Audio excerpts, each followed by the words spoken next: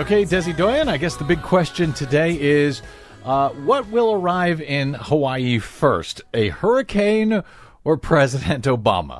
Yes. As we go to air before the holiday, not one, but two rare hurricanes are headed for the big island of Hawaii. Hawaii didn't used to get hurricanes. So if either Hurricane Madeline or Hurricane Lester makes landfall, it will be the first confirmed hurricane to hit the big island of Hawaii since reliable records began in 1949. Now, the storms aren't expected to affect President Obama's visit to Oahu further west, but it underlines the message of his speech, the urgent need to address climate change. Hurricane Lester? Yeah. Lester? Yeah. That doesn't sound very scary.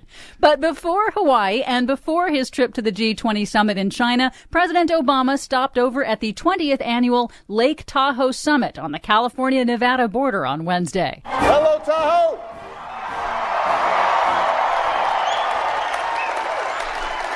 This is really nice. I will be coming here more often. The president's visit was meant to highlight how 2 decades of dedicated conservation efforts have succeeded in cleaning up and restoring Tahoe's famously clear waters, even as its economy grew. The challenges of conservation and combating climate change are connected. When most of the 4.5 million people who come to Lake Tahoe every year are tourists, economies like this one live or die by the health of our natural resources. And we've proven that the choice between our environment, our economy, and our health is a false one. We've got to strengthen all of them together. Lake Tahoe is one of the oldest and purest lakes in the world, but its ecosystem is in trouble due to global warming and the pressures of human development and pollution. Obama announced additional federal funding for restoration and cleanup of the Tahoe watershed to help manage forest fire risk amid historic drought and help Tahoe manage growth alongside conservation for future generations. Hurricane Lester? Yes. Climate change is also the central theme throughout Obama's final presidential trip to Asia, starting with the Pacific Leaders Conservation Summit in Hawaii and also in an unusual first ever presidential visit to Midway Atoll, the site of the Battle of Midway in World War II, where he'll focus on rising sea levels, which have already doomed some small Pacific Island nations. Then he heads to China for the G20 summit. At that summit, he will reportedly formally enter the United States into the historic United Nations Paris Agreement, the International Climate Accord to keep global temperatures from rising more than 2 degrees Celsius above pre-industrial levels. And he will pressure his fellow world leaders to do the same. Of course, most of those world leaders have already gone along with this, have they not? Except for China, which says they do plan to sign it this year. Well, and that's more than we seem to be able to say because our Congress won't even discuss the matter. And the global insurance industry is also pushing on climate change. In a blunt statement to the G20 in advance of the summit in China, some of the biggest insurance companies in the world, managing more than $1 trillion in assets, urged G20 leaders to phase out fossil fuel subsidies by 2020. In a statement, the insurers said, quote, "Climate change is the mother of all risks, and that risk is magnified by the way in which fossil fuel subsidies distort the energy market." They call on governments to, quote, "kick away the carbon crutches, reveal the true impact to society of fossil fuels, and take into account the price we will pay in the future for relying on them." That's the global insurance industry saying that? Yes, it is. Those tree-hugging lefties at the global insurance industry? Yes. Imagine that. And they also call for shifting nearly $500 billion a year in fossil fuel subsidies to building renewable and sustainable infrastructure instead. For much more on all of these stories and the ones we couldn't get to, Lester, check out our website at greennews.bradblog.com. Don't forget you can download our reports anytime via Stitcher, TuneIn, or iTunes. Find us and follow us on the Facebooks and the Twitters at Green News Report. From bradblog.com, I'm Brad Friedman. And I'm Desi Doyen. And this has been your Green News Report. Riders on the storm. Riders on the storm. This has been the Green News Report on the top of the hour on the Progressive Voices channel on TuneIn.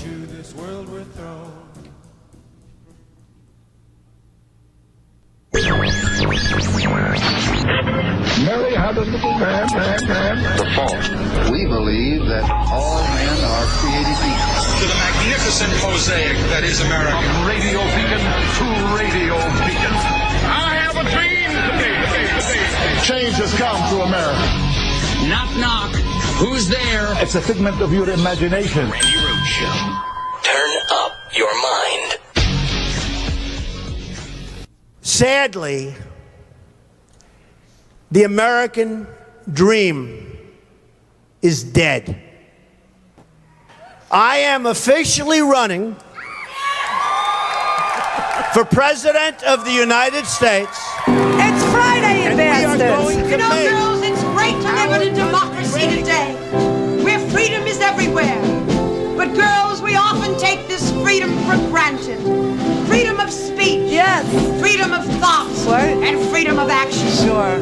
But you know, gals, what? Just because a bunch of men signed that Declaration of Independence in 1776 doesn't mean that freedom was for men alone. No. Oh, no, you take Tom Jefferson. Okay. Ben Franklin. Well. John Hancock. Pass. There's a hell of a guy for you right there.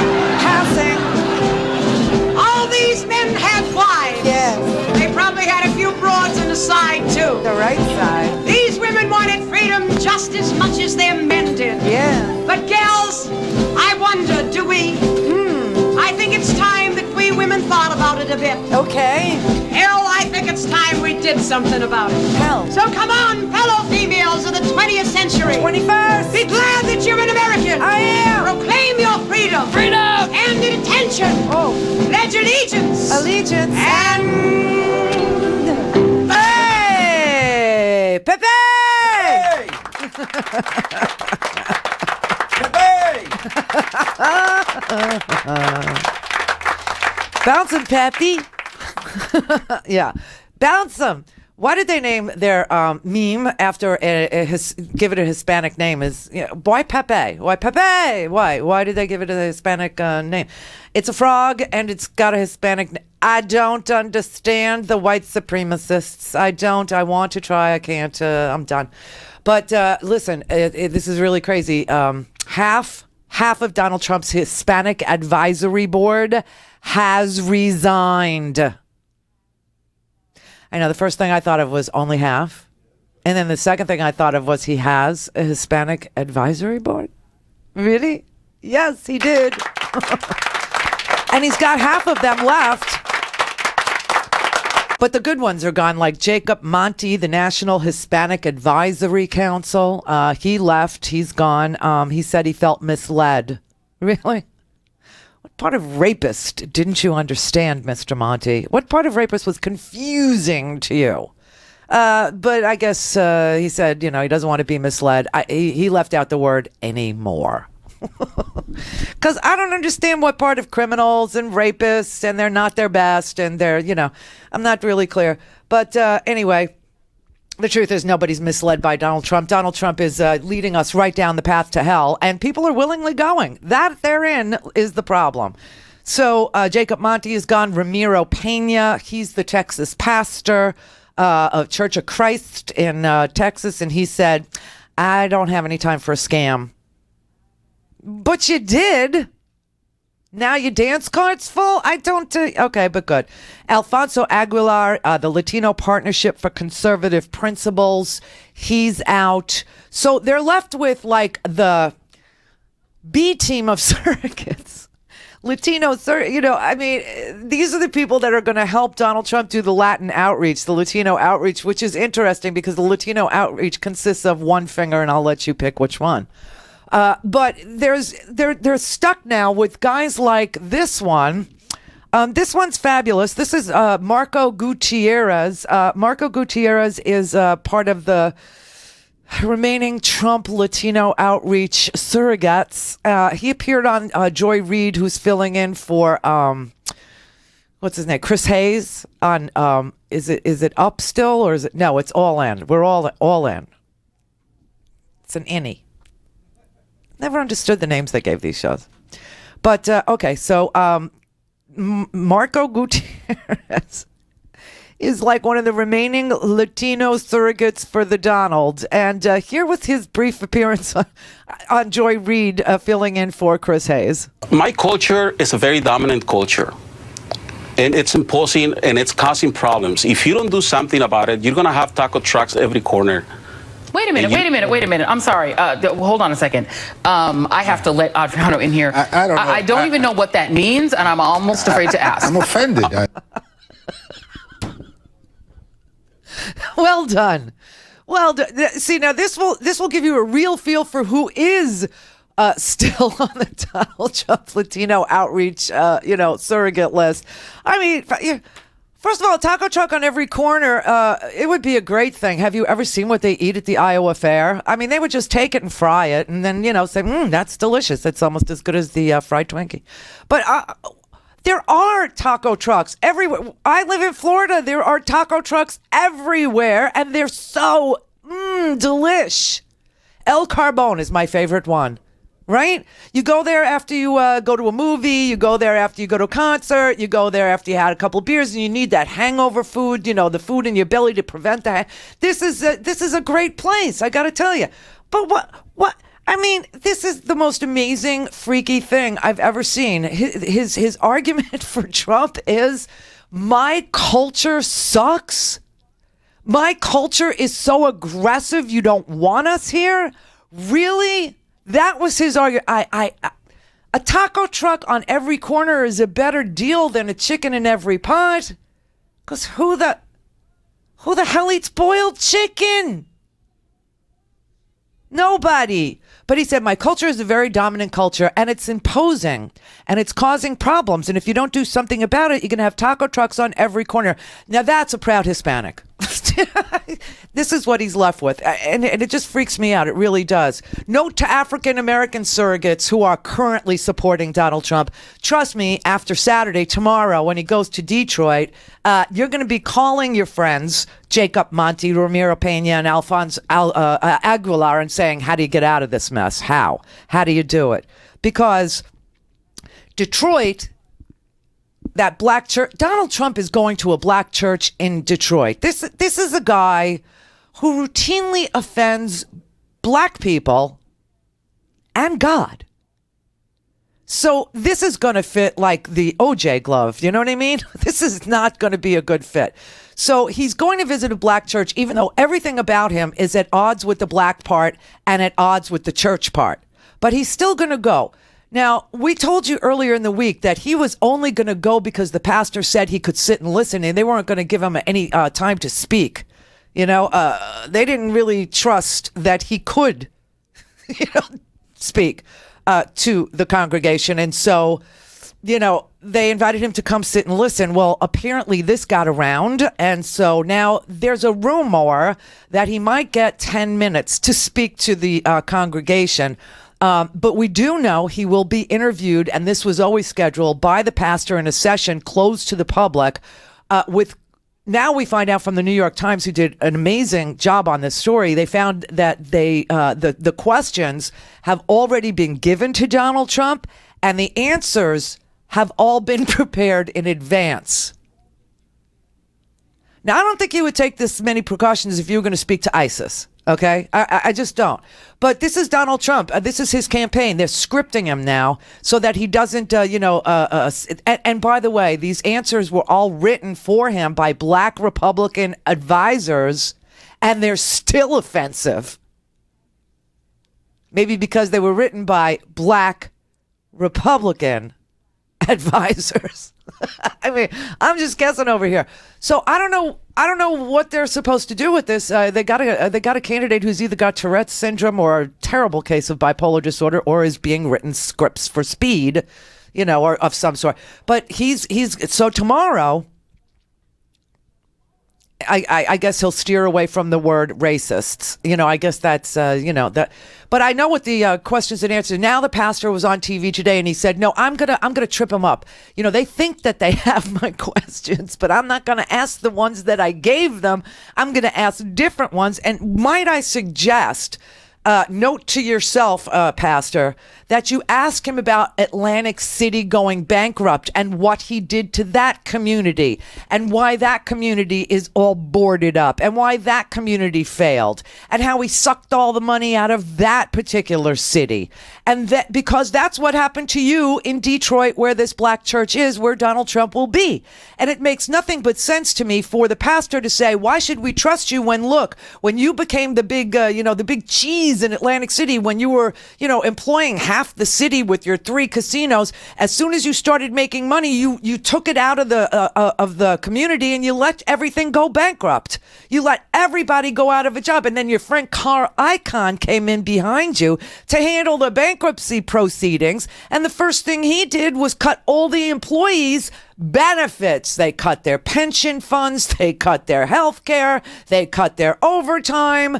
I mean, this is a very worthy question for a Detroit pastor, considering that the people that, the Republican Party's mantra on cities that are struggling like Detroit is... let Detroit go bankrupt. And Donald Trump's mantra on Atlantic City was let Atlantic City go bankrupt. And Atlantic City is about to go bankrupt. If you want to read the best article ever today in The Guardian, it's a foreign newspaper, Randy. We only read American newspapers like Stormfront. It's not a newspaper. But there's a great article in The Guardian called Trump in Atlantic City, the lessons behind the demise of the casino empire. And it clearly shows that the impact of Donald Trump coming into their community and building these $1.1 billion Taj Mahal-y Ungapachkid with 9 gold elephants and the, tip of the hat to Iranian dictators and Saudi dictators and King Faisal and King Saud and, that he loves them. He loves this decor. He loves that. His entire apartment in New York is all gilded with gold garbage. So, this is his, this is his style. To imitate the great Middle Eastern dictators, but clearly it shows that his casino empire is busted flush. The Taj is set to close. Atlantic City teeters on the edge of bankruptcy. The impact of the Taj's closure will be worse for the city. Economically, the impact is worse than Hurricane Sandy. So I would suggest to Mr. Pastor Man that when you have this heathen in your church who is a racist bigot, that's redundant. That's like white neo-Nazi. Forgive me. That you ask him about that. And you ask him why, when he showed you who he was, why you shouldn't believe him. That should trip him up. And he's always referring to his friend Carl Icahn. So you got a valid issue there. Ask them.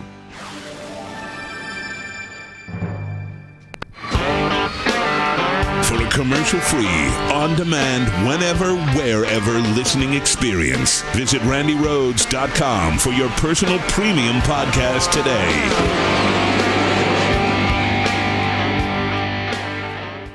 I am so excited to announce that ITM Trading is back to sponsor our new show.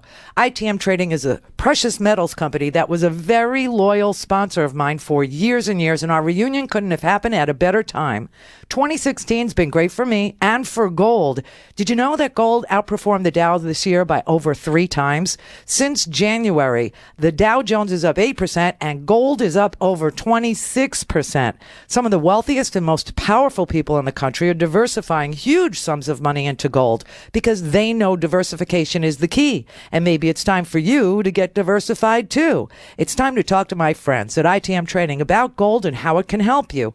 Call them at 1-888-OWN-GOLD. They've been in business for over 20 years. They have an A+ rating from the Better Business Bureau. And if you'd like to know how to diversify with gold, call ITM Trading at 1-888-OWN-GOLD and ask for a free gold kit. 1-888-OWN-GOLD. 1-888-OWN-GOLD.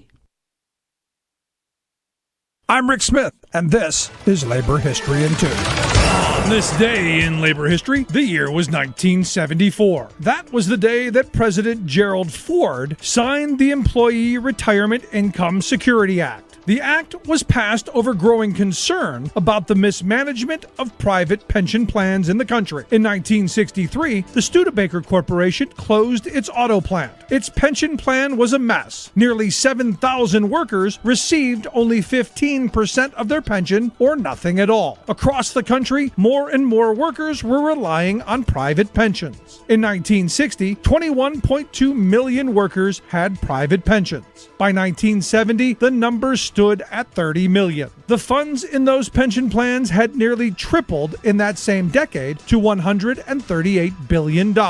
Ensuring the security of those pensions was essential for millions of workers and the stability of the economy. At the bill signing, President Ford explained, quote, "Dramatic growth in recent years has thrust private pension plans into a central role in determining how older Americans live in their retirement years. Yet, this same growth in pension plans has brought with it a host of new problems.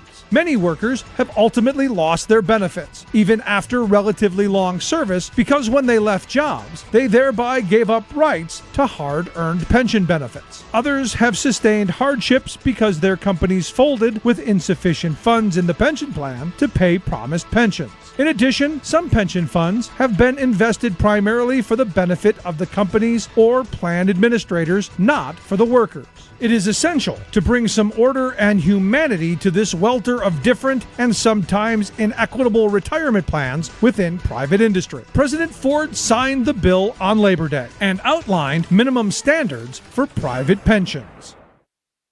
The Randi Rhodes Show is live on RandiRhodes.com and the free Progressive Voices app for Android and iOS. Visit the App Store or ProgressiveVoices.com now.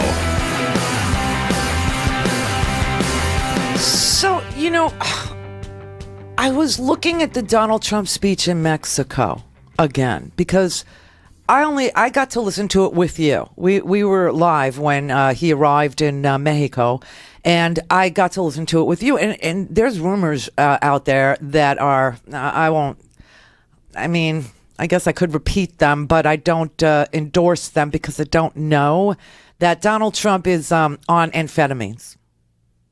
I'm shocked. If that's true, I'd be shocked. I tell you, shocked. And that when he was in Mexico, he was coming down and they gave him something like a Valium or a diazepam, which is the generic. I doubt he takes generic. He's probably brand all the way. Brand. Give me brand. I want brand. But I did go and listen to it and to see if I could see anything that would remind me of, my old friends in the Quaalude days. Is what I was looking for. And instead, something else dawned on me. Now, let me just play just a teeny tiny bit of, Trump licking President Peña's feet. I'm so scared now. YouTube's got this new freedom of speech tamp down. And I don't know what it is that makes them tamp down. I'm not sure what you can say, what you can't say anymore, but they're doing the same damn thing that we came here so that we could do. Now they're doing it, and so we may have to go someplace else. And we will. If there's a free speech, thing where you can't freely speak on the internets, then we're going to have to find another way. I mean, if I have to stand on the corner with like some megaphone, I will. I just, But anyway, so I don't know what I can and can't say. I'm not sure, but I know last night there were a lot of creators on YouTube, people who create content. Hello, we're the reason why you have a business. And there are people that have, millions and millions of followers because they've been around a long time and their followers love them. And that's why you have a business. And now all of a sudden they're telling the people who gave them a business, you better watch your step, buddy. We don't like the things you're saying. It's stunning, it's shocking, and people are outraged all across, platforms. And it's the content creators like me that are we're freaked out. I really, plus there's a bug in their counting. The amount of views that they're reporting that absolutely match none of the analytics I have. Something very strange is going on there, and we got to find out what it is. Now, either they'll help us or they won't. But this is the risk you run when you do business with somebody who has no telephone. They have no phone. I mean, you can't call them. You can't get customer service. You can't get help. You can't get guidelines. You just have to wait until they pull your stuff down, and then you get to dispute it with somebody probably named Jared. Some millennial who, got a job at the YouTubes, not answering phones because they don't have phones. I mean, the whole thing is very creepy. So I don't know what to say about this whole thing. But I'll just continue to do what we do. And then, I even said to Captain Leary, maybe they will flag us. I mean, they've told me, before that, this is unacceptable. And when you ask them why, you get no response. You just don't even know. You have no clue. There's no explanation. There's no explanation. They do flag us for bouncier boobies. And you know what? What kills me is Rusty Warren, the author, the singer, the creator of that song, has clearly given permission to me, which has been passed on to the YouTube people over and it's been like 6 weeks, 7 weeks that we've been on the air this way, and 6 times we have forwarded her email from her manager and from her personally saying, of course Randy can play my song, please. It's not even a question. And yet we still get flagged every single time. And then we can't distribute it the way we want to because they hold the video hostage. I mean, the whole thing is getting really creepy out there. Very, very. And I know it sounds all friendly. It's the YouTube. It ain't friendly. It's not friendly for creators. It's not friendly for anybody that actually gives them a reason to live. But that said, so now I don't know what I can play. Let me just say that I went back and I rewatched the Trump in the Mexico, and he does seem, like I said yesterday, he fell asleep on the stage. It was, it was weird. He did look like a little boy with a big belly and, red hair, just rocking back and forth ever so slightly on the stage with his eyes closed, all bloated and pasty and white. And it was, but I hadn't really listened to it. So when I went to listen to it to see if I agreed with the gossip columnists out there that he is indeed receiving prescription drugs from various doctors, gotta be careful.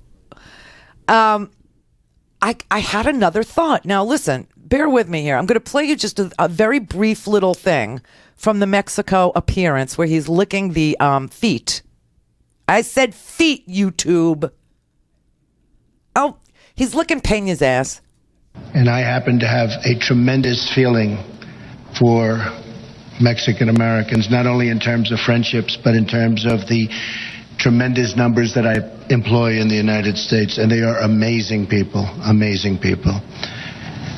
I have many friends, so many friends, and so many friends coming to Mexico and in Mexico. I'm proud to say how many people I employ. And the United States, first, second, and third generation Mexicans are just beyond reproach. Spectacular, spectacular, hardworking people. I have such great respect for them and their strong values of family, faith, and community. They're the salt of the earth. I love them. You know what that reminded me of? I swear to God, do you remember the scene in The Godfather where Senator Geary was at the Kaepernick hearings, is what that was supposed to be, against the mafia, the mob, the Cosa Nostra? Remember that? And Senator Geary was all mobbed up with Michael Corleone already because they had the meeting in Lake Tahoe where Geary told him, he was going to squeeze Michael Corleone and he was going to make him pay for, the liquor licenses, and he was going to make him pay for the gaming licenses. Plus, he was going to add extra money for Senator Geary to line his pockets. And Michael said to Geary, and he said, well, why should I pay any more? The gaming license, here, I'll play it for you. The gaming license is, what was it, $25,000? Why should I pay you a penny more? And Geary says, because he's a dirty politician. He says, because I intend to squeeze you. Because I don't like your people. I don't like how you come out to our nice, clean country with your oily hair. Remember that? I can proudly say that some of my... I happen to have a tremendous... Oh, wait. Okay, so he has a tremendous respect for the For the Mexican people, they are the salt of the earth. Well, that's what Geary said at the Godfather hearings. Remember, he excused himself. He didn't want to be part of the questioning because he was all mobbed up with the Michaels. So he stood up at the hearing and he said this. Oh, wait. I can proudly say that some of my very best friends are Italian Americans. But before I leave, I do want to say this, that these hearings on the mafia are in no way whatsoever a slur upon the great Italian people. Because I can state from my own knowledge and experience that Italian Americans are among the most loyal, most law-abiding, patriotic, hard-working American citizens in this land. And it would be a shame, Mr. Chairman, if we allowed a few rotten apples to give a bad name to the whole barrel. Because from the time of the great Christopher Columbus up through the time of Enrico Fermi, right up until the present day, Italian Americans have been pioneers in building and defending our great nation. They are the salt of the earth, and they're one of the backbones of this country. It sounds just like Donald Trump. And then, of course, Donald Trump comes home and he starts talking about... Another reform involves new screening tests for all applicants that include... And this is so important, especially if you get the right people, and we will get the right people, an ideological certification to make sure that those we are admitting to our country share our values and love our people.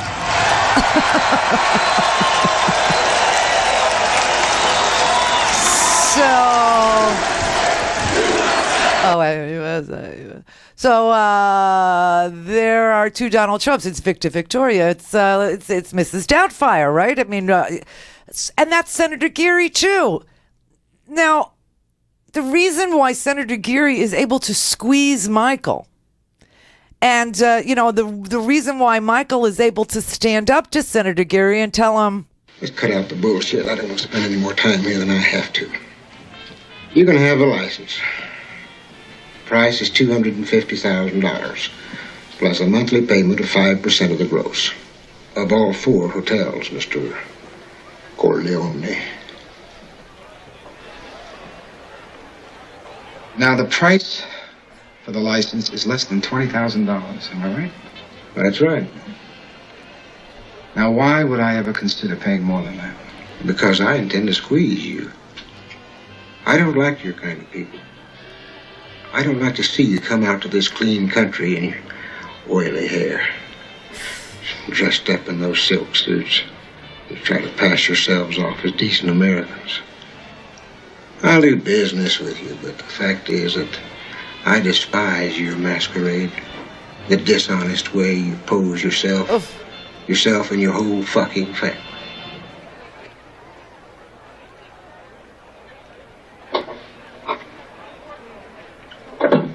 Senator,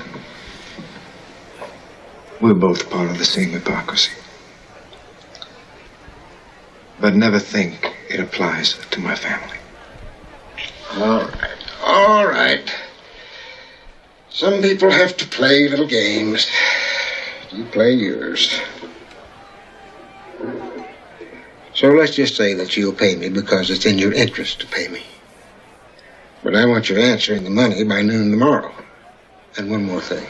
Don't you contact me again, ever. From now on, you deal with Turnbull. Open that door, son. Senator, you can have my answer now if you like. My offer is this. Nothing. Not even the fee for the gaming license, which I would appreciate if you would put up personally. Good afternoon, gentlemen. Now, this is the type of businessman that the people who love Donald Trump, they call him daddy or emperor. You know, this is the kind of businessman they imagine Donald Trump is, right? That he could stand up to the senator and say, you could have my offer right now, Senator. My offer is this, nothing. And I would appreciate it if you would put up the fee for the license personally, right? Now, how did Michael become such a great negotiator? What was it that he had on Senator Geary? Well, the next thing you know, Senator Geary woke up with a dead hooker who Michael had killed while Senator Geary was drunk. And then, of course, Tom Hayden comes in, Michael's stepbrother or half-brother, comes in and tells Senator Geary, this woman has no family, this woman has nobody. All that's left is our friendship. Now, if they think Donald Trump is of that caliber, well then, doesn't that mean that Donald Trump has people killed? Because nobody can do business like that unless you're willing to have somebody killed. It's just interesting. He goes to Mexico, salt of the earth. You're the best. You're the most fantastic, amazing, awesome. I employ so many Mexican Americans, and I love them so much. And I want you to know from the deepest cockles, can you say cockles, YouTube? From the deepest cockles of my heart, I dig you. I love you. I'm truly crazy madly in love with you. There's no better people. None. And then he goes all wild in Arizona. To the point where the Pepe crowd is, like salivating already, going, he's our guy. He's leading us into hell, and we want to go. All right, Ray in Rochester, New York. Hi, Randy. This is Ray. I'm a veteran Air Force, 1951-55. Wow, I think I still flew planes that you flew in because we don't throw anything away. No, I wasn't. I was radio maintenance. I was on the ground. Oh, you were on the ground. You're a ground pounder. Oh yeah. Right. At ACNW, Aircraft Control and Warning, up in Oregon. It was before satellites, of course, or radar domes and stuff. Yeah. That was part of the whole thing across Canada and the United States. Then I went to Nagoya, Japan. Spent 18 months there. Oh, you got lucky, man. I joined to see the world, and they sent me to New Jersey. Yeah, right. Well, one of the things interesting is a couple things you said in the past about joining the services. I agree with you. It was like I had nowhere to go. I was 18 years old, graduated from high school. Yep. And I said, looks like at least I can get an education there. Learn something. Right. So I ended up going the 18 months, or going the 4 years. Got out, and a grateful nation gave me the GI Bill. Yeah. And I became a real productive. I got my degree from Purdue University. I got a job and paid taxes and so on the rest of my life. And I have a family, and it's been wonderful. It's been wonderful. It was good to you. Yeah, it was. Listen, I joined for the GI Bill too, but when I joined, Jimmy Carter was president, and when I got out, Ronald Reagan was, and he took away the GI Bill, so I didn't have the GI Bill, which is why I joined. So. Yeah. Yeah, well, anyway. yeah. But that's why it matters who the president is. Yeah. One other thing about the last week or so, you've been talking about the kind of voters, the people who are in favor of Donald Trump, and I consider myself an 83-year-old, the millennium. Okay, I'm a proud democratic socialist. Anyway, I don't know if you've heard of the Cherokee legend. No. Can I read it? Can I read it? No, please? No, I can't. No. What? I can't read it. No. Oh. Well, okay. All right. Okay, well, all right. Thank you. Thank you. I'm Dana in New York.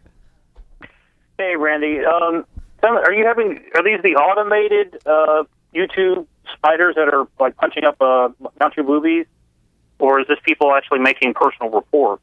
It sounds like you're being.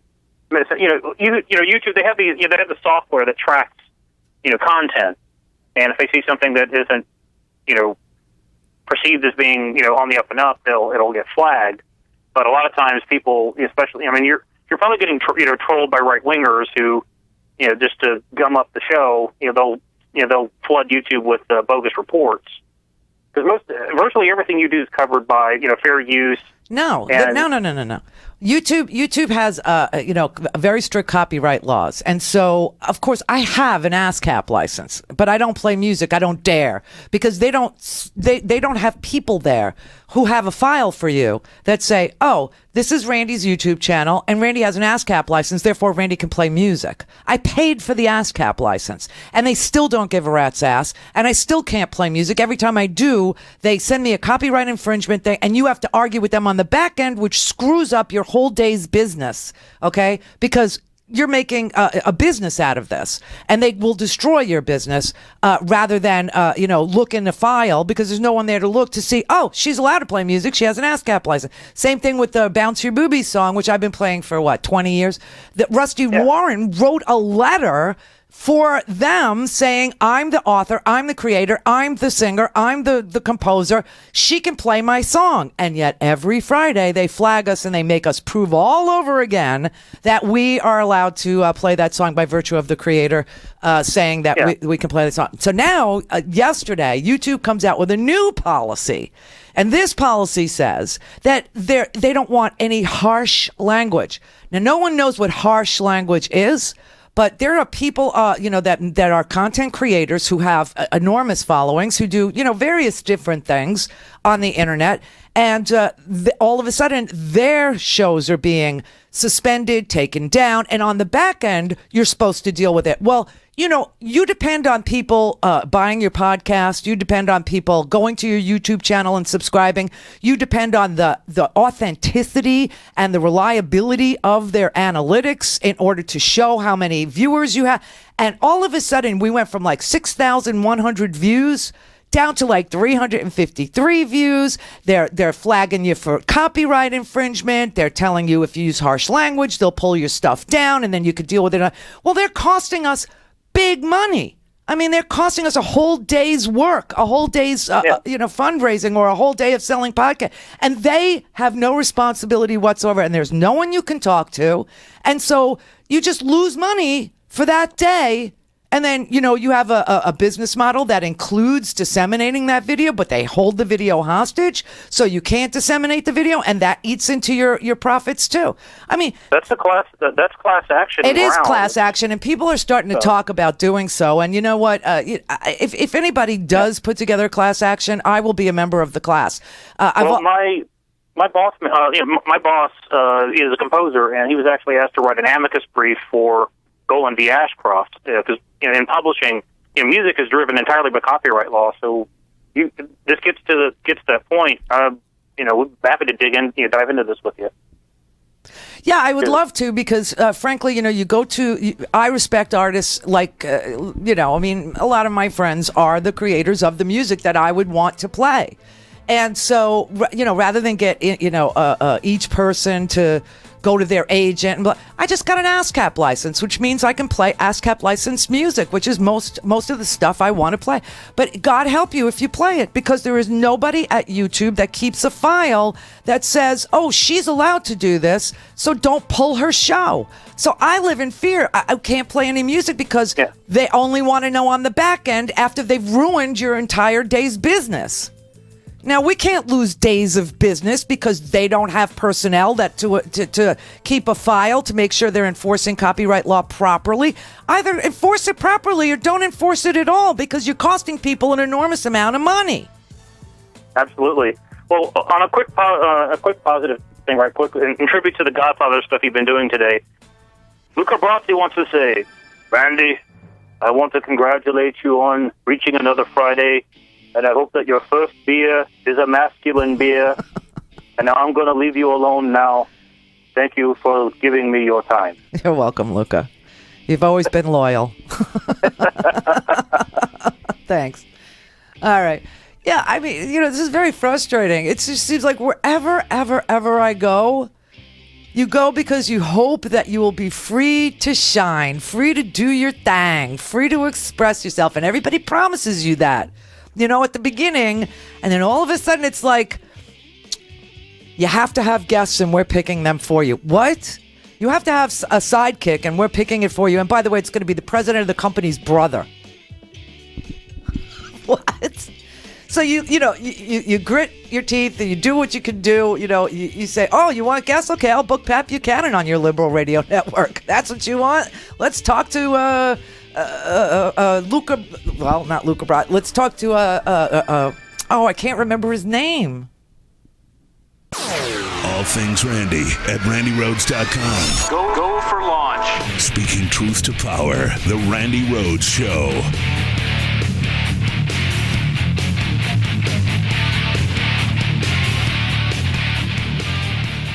This is Tara Devlin, a.k.a. Pterodactyl from RepublicanDirtyTricks.com on the Progressive Voices channel on TuneIn. And this is my 2-minute tirade. What do you call it when a sociopath-worshipping sociopath is called before an annual gathering of oligarchs? Well, the sham corporate media calls it Speaker Ryan addresses a donor audience. A donor audience. No, not a stadium of average American voters. Just some billionaires convened by the Koch brothers. Oh, and they weren't there to work on restoring the political power and economic vibrancy to the working class majority that they happen to be sharing this finite moment of existence with. And they weren't there to address our real pressing problems, like the climate change crisis and the catastrophe of an increasingly uninhabitable planet. No, they're worried about Trump putting ideas into the dumb sheeple's heads. And not divisive, racist, climate change denying, authoritarian, fascist ideas, but his pointing out that free trade has decimated the American worker. What Ryan called flirting with progressivism. Because to the oligarchs lording over the American non-functioning sham democracy, the only thing that can go wrong with the most unequal, least upwardly mobile nation is that the American people wake up and shake off the disastrous policies dragging them down. Republicans don't mind the racist, fascist, authoritarian part about Trump. That's the entire Republican platform in a nutshell that helps the oligarchy stop democracy from truly breaking out. Though I do wonder why Ryan is worried about the soul of the Republican Party. Because to worry about losing a soul is to assume they had one to begin with. This is Tara Devlin from RepublicanDirtyTricks.com. Go there and find links to my Facebook, Twitter, and Instagram communities, and keep listening for 2-minute tirades on demand on the Progressive Voices app or on the Progressive Voices channel on TuneIn. We stick together, we win. This message is for all of you sitting in the passenger seat, and apologies if it gets a little uncomfortable, but how does it feel to be at the mercy of someone who thinks a random text is more important than your life? Someone who takes their eyes off the road while speeding along in a 3-ton hunk of steel. Freaky, right? Well, why not just ask them to stop? Or better yet, volunteer to text for them. It might be a little awkward, but believe me, you'll live. Learn more at stoptextstoprex.org. Brought to you by the Ad Council and the National Highway Traffic Safety Administration. The Randi Rhodes Show is brought to you by our partners at ITM Trading. Call them at 1-888-OWN-GOLD and ask for a free gold kit. 1-888-OWN-GOLD. Clear for takeoff. Randi Rhodes Air Force. Air Force. RandyRhodes.com. Oliver North. That's what I was groping for. All right, let's go to Richard in Chicago. Hey, Randy, how are you? Thanks for taking my call, hon. Sure. Listen, one of the things I look forward to on Friday is I go out of my way to listen to your show simply because I love the introduction, Bounce Your Boobies. It makes me smile. It makes me happy when you play that.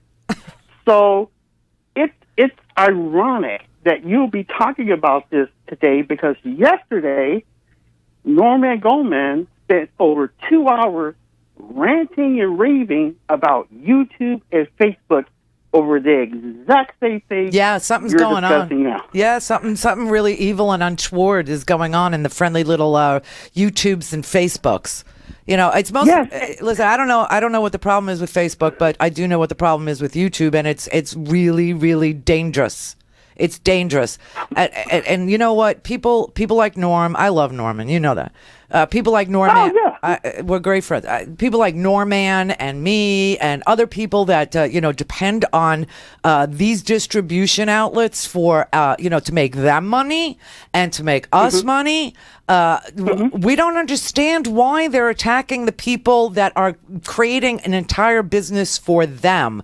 But, this is what happens when you get too big for your damn britches. This is what happens. I mean, this is what happened with broadcasting too, which is why everybody left. Everybody who was any good at it said, I don't need a tower anymore. I don't need you. I'm going out on my own. And we're all doing just fine, I think. I mean, mine's so new that, it's going to take a while to rebuild from, where we were to where we want, where we are now. But here we were building. And then all of a sudden you wake up one morning and they wipe out everything and they tell you, they tell you on your live stream you have one viewer. Really? Exactly. Let me tell you something. Exactly. We're on a million different outlets. Okay, a million. We're on TuneIn, Stitcher, Periscope, you name it, Facebook, and I'm looking at the numbers. I can see the numbers, obviously. At Periscope, there's 1,600 people one day. There were, and now and they're and on the YouTubes there was 6,100. Now all of a sudden they're going, you have one viewer. Really, this is dangerous because they can really destroy your business because those things are public. Right, and Norm has the exact same license that you do. Oh, the music license. Yes, and Facebook has accused him of constantly violating copyright. Yes. Yeah, and so you know what? If I were selling these licenses like ASCAP, BMI, whatever, if I were selling these licenses, I might get a little upset that people are buying the licenses and the licenses are giving them absolutely no license to do anything because the next year you don't buy the license. Now, I bought the license before we even said word one because I love music. I love to sing along and, people say, I will pay you not to sing, which is a good fundraiser too. And we need every dime we can get to keep these doors open. But, and that's why I'm so upset with what's going on with YouTube because, we were just growing. It was just, you look at we're over 5,000 subscribers in 6 weeks. That's a really nice, but of the 5,000 subscribers, you're telling me 300 people are there every day. It's impossible. It makes no sense. And then God forbid you try to use your ASCAP license, which gives you the ability to play ASCAP licensed music on YouTube, and then they take your show down. I don't know what to do because there's nobody there to call. There's a lot of that going on with these internets. There's no customer service. It's like they don't want to know what any of the, but they just keep making new policies, and now they got a language policy. And I want to know if I play Donald Trump standing there screaming the P word, or if I play Donald Trump saying you can all go F yourselves, or if I play Donald Trump saying we're not changing the price, MF, but he says it. Who's using the harsh language? Me or the nominee, the Republican nominee for president of the United States? What are the boundaries? What are the guidelines? What are the rules?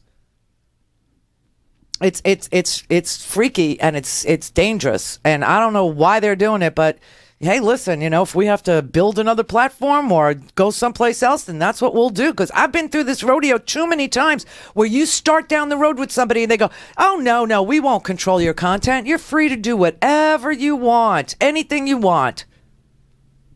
Just, keep track of what you're doing. And, some people, it's so funny, but back in the 90s, I mean, you could say goddamn, you could say, asshole, you could say these things. And then all of a sudden you go to work for a different company and they go, well, we don't like we want you to say GD, or we want you to say a-hole. But when you first, signed on with them, even though the FCC allows you to say asshole and the FCC allows you to say goddamn, they say, oh, well, that's company policy. Yeah, well, that's interesting because, in my original contract with you, it said, I could stay as long as I stayed within FCC regulations, you would keep your little meddling fingers out of my content. And now all of a sudden you're telling me you got company rules, and so you leave that company, you go someplace else. And then they say, oh, well, we're a liberal network, and so, but we want you to only have liberal guests. You go, well, that violates everything that I'm about. I like arguing with people. My favorite thing is a hostile caller or somebody I disagree with. Well, we're booking, Ralph Nader on your show. Oh, you are? Okay, well then I'm booking Pat Buchanan right after him. And I'll tell you what, I'm going to talk to Oliver North about his Christian jamborees and his money laundering through Saudi Arabia. Stacy in Nebraska. Hi, Randy. Hi. Are you the girl that called me before the show? Yes. Hi. I have a long drive. Yeah, Stacy is driving from Texas to Nebraska and called while we were sitting here doing our show prep, and she was shocked that I answered the phone. But you see, we do provide customer service here at the Randi Rhodes Show. You call, we answer the phone. And she told me she was driving from Texas to Nebraska, and the only thing that was keeping her awake was the podcast. So thank you. Yes. Yeah. Yes. Well, thank you. You're welcome. And I wanted to tell you, I watched the Mexican conference, and it gave me actually a strange sense of reassurance that there is actually a medication that could help him be calm. Yes, I think it's called Quaaludes, and he probably has the last stash on earth. Well, it kind of makes me wonder, since he has alcoholism in his family, if he's not just dry drunk or bipolar or something. And I don't know. I can't, so Stacey, there could actually... Well, I am actually not diagnosing him, but I am a doctor. But I would just say, but I would just say that I don't do grown-ups. I would just say that gave me some hope that he could actually be that calm. Maybe someone is actually getting him some help. But my question is, why do we keep hearing that the people of Mexico are so upset with their president when he kind of made a fool out of Donald Trump? Well, they're upset with him because they didn't think Donald Trump was welcome there. And they were very upset that there was an invitation. But today in the papers, there are stories that the way that Donald Trump got to Mexico was he invited himself. His son-in-law, Ivanka's husband, Jared, had done all the groundwork. And that when Pena finally agreed to extend some sort of a fake invitation to Donald Trump, who really invited himself, he also invited Hillary Clinton. But Hillary Clinton didn't think it was appropriate for a nominee and not a president to meet with the president of Mexico because she was Secretary of State and she knows protocol. So, right. But this was all pre-arranged. This was not he even lied about, it just happened and overnight I'm going to fly there and then I'm going to go to Arizona because I'm so virile and she's so, what does he say about her? She's ill or of course he says ill. Low energy or no, that was somebody else. He says she's got no stamina. That's what he said. She's got right. But he does. No, this was planned. This was way planned, and he lied to everybody about this spontaneity. It's not true that Ivanka's husband had reached out months and months and months ago. This is all part of a con job. But yeah, so why did the president agree to it then? Well, Pena's got a 23% approval rating. I guess they thought that, they could help each other in some weird way. Oh, I wondered if he was just trying to make a fool of Trump. Probably because he has a low approval rating in Mexico. To speak to Randy, call now, you bastards. 561-270-3844. Hello. Randi Rhodes. Air Force.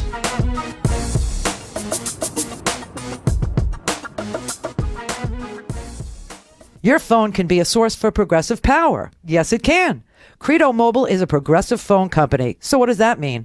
It means every month they take a share of their revenue, more than $150,000, and donate it to incredible progressive organizations like Friends of the Earth, Project Vote, Social Security Works, the Brennan Center for Justice.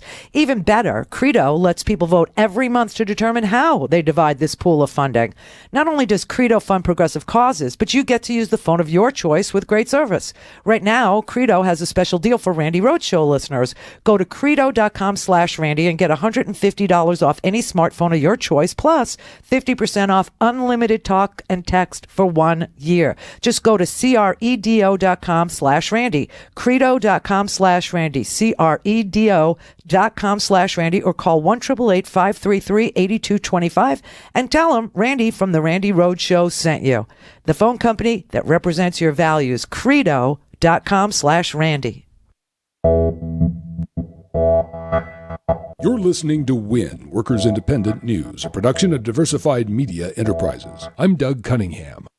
The Economic Policy Institute says if union membership rates in the U.S. today were as high now as in 1979, non-union working people would get a whopping $133 billion more each and every year. EPI has found that the decline of labor unions as a percentage of the U.S. workforce has hurt both union and non-union wages. EPI's Larry Michelle. Deunionization has contributed about a third of the total growth of wage inequality among men. And if you look at women, it's about 20%. So this is one of the largest factors that is measurable and identifiable in the growth of inequality. Increased trade with China and other low-wage countries lowered the wages by 5% for non-college educated workers. The AFL-CIO says Hispanic working people are ramping up voter mobilization in Nevada. Daniel Aranda with IBEW Local 357 says he's ready to do whatever is needed to oppose Donald Trump and his vitriolic rhetoric attacking Hispanic working families. Hispanic union members met Thursday at the Culinary Union Hall in Las Vegas to plan how to stop Trump and support down-ballot candidates. The AFL-CIO's election effort aims to reach 100,000 Hispanic voters in union households in Nevada. AFL-CIO President Rich Trumka says Nevada is a priority state for labor. He says if workers work together, they can elect candidates from the State House to the White House who are ready to change the rules of the economy. Hundreds of education justice activists say they will descend on the first presidential debate September 26th in Hempstead, New York, to challenge the candidates on education issues. VW is appealing an NLRB unanimous ruling that the automaker must bargain with UAW Local 42 in Chattanooga, Tennessee. UAW Secretary-Treasurer Gary Castile says the union is disappointed that VW is thumbing its nose at the federal government. Castile says courts have consistently upheld the NLRB labor standard that enabled Local 42 to organize skilled trades workers in Chattanooga. German labor leaders say it's unacceptable for Volkswagen to abide by labor law in its home country, but disregard labor law elsewhere in the world. Brought to you by Blue Cross Blue Shield National Labor Office, empowering working Americans with stable health coverage for over 50 years. The National Labor Office is committed to remaining the top choice for the 17 million union workers, retirees, and families they serve. Online at bcbs.com/NLO.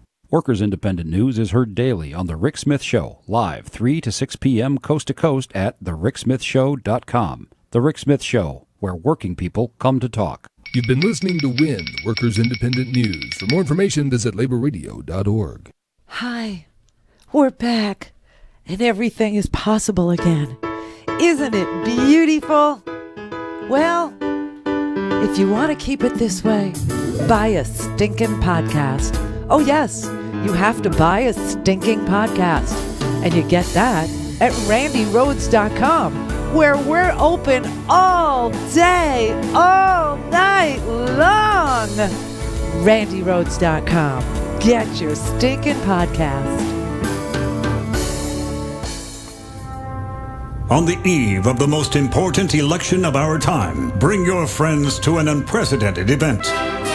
The Sexy Liberal Tour goes coast to coast. Give it up for yourselves, sexy liberals. God bless you. I wanna be Monday, November 7th, just one night. We've got to protect our phony baloney job, gentlemen. The Sexy Liberal Comedy Tour comes to your town. It's a special Get Out the Vote rally with a new original show in theaters nationwide on the eve of the election. What would you like to see a new government bring in? More wine. You've told your friends about it. Now show them what sexy liberal is all about. Stephanie Miller, John Fugelsang, and comedy duo Frangela are eager to make you laugh and get out the vote. The Sexy Liberal Show and Fathom Events make it possible for the #1 political comedy tour to come to your city with this one-of-a-kind event at select cinemas nationwide, Monday, Election Eve, November 7th. For more information and tickets, visit fathomevents.com. There's still a world left when this is all over. I'd like to buy you a beer.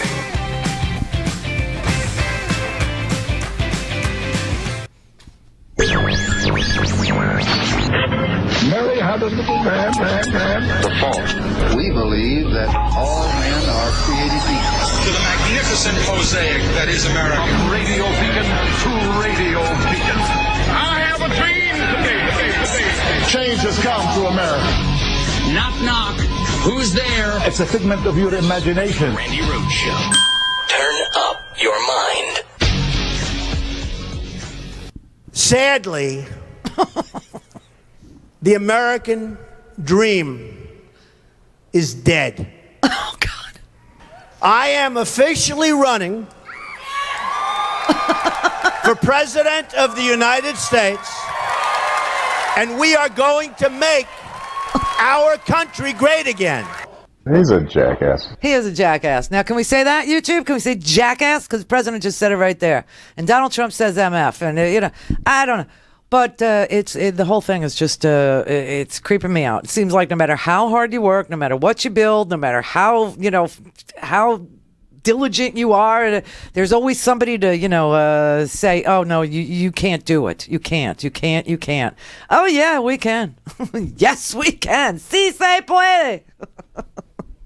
But, yeah. So I think a lot of us are watching preseason football that never watched preseason football before because of Colin Kaepernick and, other football players who are taking to their knee prior to the game, which signals to me they've won. So good night, Howard. Right? I mean, you take to your knee and the game is done. So, no, but Colin Kaepernick, who is not partisan from what I can see, he's attacked, both presidential candidates like most Americans. They're not happy with the choice. But both sides are not happy. Both candidates. Although Hillary's unfavorables are so high right now, they're 59%. Donald still beats her. That's the one place he's beating her. He's really, really beating her. It's fantastic. It's huge. He's still more disliked than she is, but only by 1 percentage point, which scares me. But Colin Kaepernick, he took shots at her. He's not, Colin Kaepernick is doing this because he is protesting police brutality. Period. End of story. There was a really good interview with him. Charles Modiano, talked to him, and Colin Kaepernick said that I am not going to stand up to show pride in a flag for a country that oppresses black people and people of color. There are bodies in the street and people getting paid leave and getting away with murder. Now, right there, you know what his issue is. And everybody's been talking about, the armed services. They're going to be very upset. Well, you know what? Hashtag vets for Kaepernick. We posted there. Everybody did. Any vet that's worth their salt knows that we support free speech, not like YouTube. We are all about that, even if it includes the F word. Which I don't drop all the time. I just, it's not my thing, but it will happen. It does happen.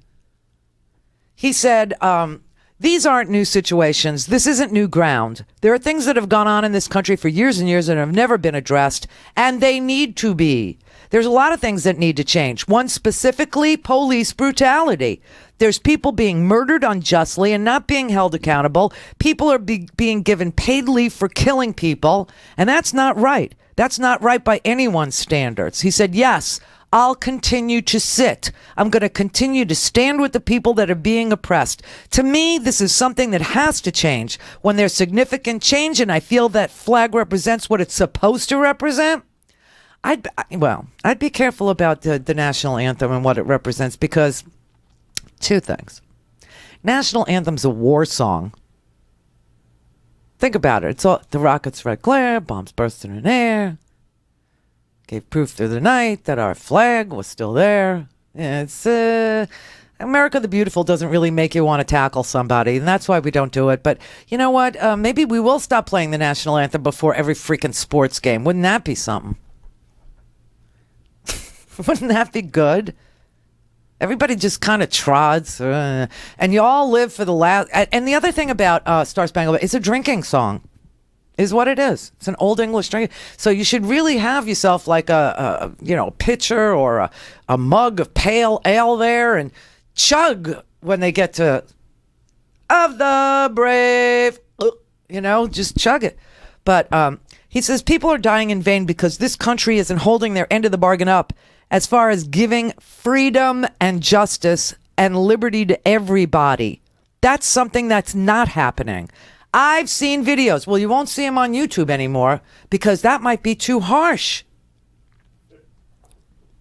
I've seen videos. I've seen circumstances where men and women that have been in the military have come back and been treated unjustly by the country they have fought for and have been murdered by the country they fought for on our land, and that's not right. There have been situations where I feel like I've been ill-treated, yes, but this stand is not for me. This stand wasn't because I feel like I'm being put down in any kind of way. This is because I'm seeing things happen to people that don't have a voice.